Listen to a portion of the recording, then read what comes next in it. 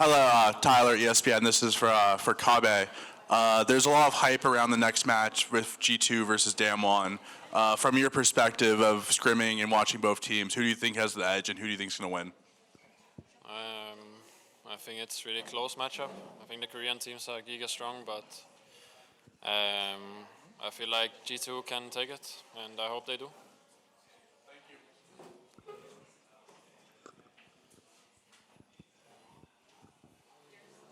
Oh, wait, now? Okay. Hi, this is Darius from the Shot Caller. My question is directed towards Humanoid.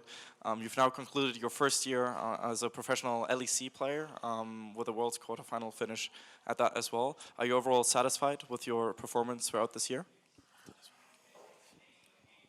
I think this year went pretty well for me.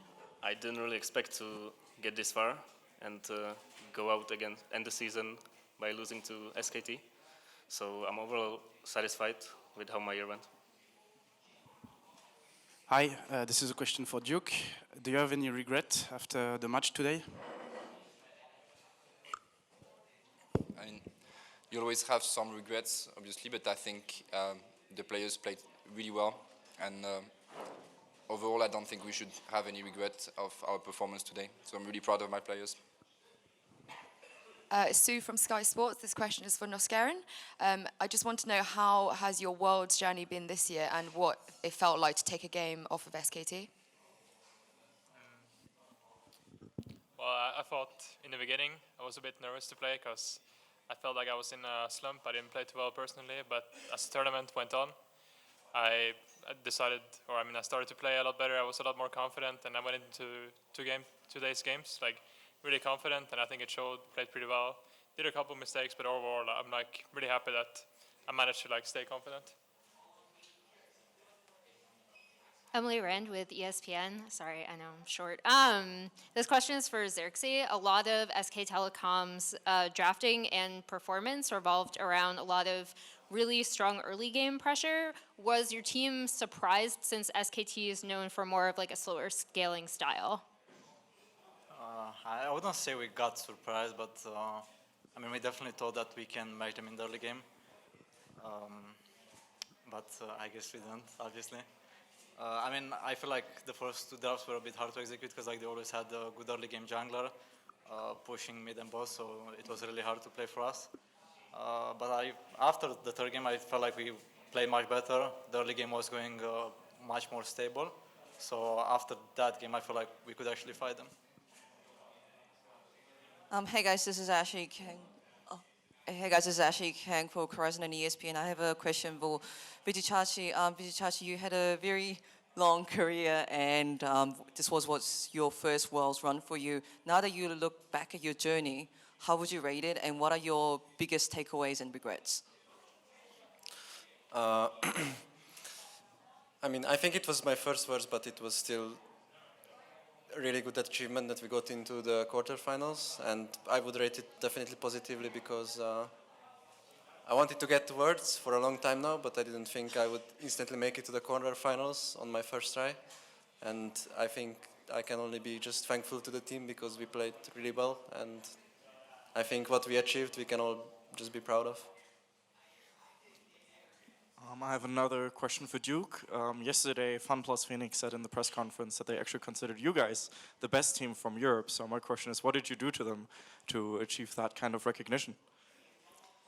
I guess we played better than Fnatic, but I think, and I don't think it's necessarily true. I think it all depends on the performance of each team the day of the match. We had really solid matches against FunPlus Phoenix. I think also maybe they ramped up a bit, but I think they were extremely underrated, whether during the group stage and coming into the quarterfinals. So yeah, I don't think it's necessarily true. I think G2 is above the rest of Europe for sure. But one thing is for sure, that I think we played pretty well starting second week of the groups and today too.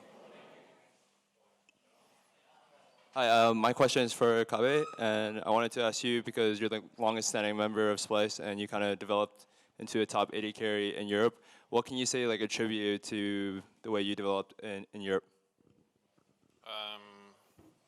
Well, I think in Europe we've always had really good competition.